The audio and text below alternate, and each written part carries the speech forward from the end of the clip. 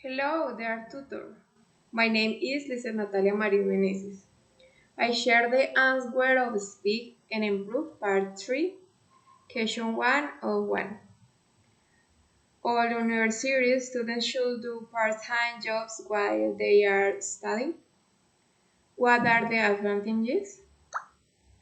I consider that the advantages are first, you will have an additional income, gain work experience, a great opportunity to put into practice what you are studying.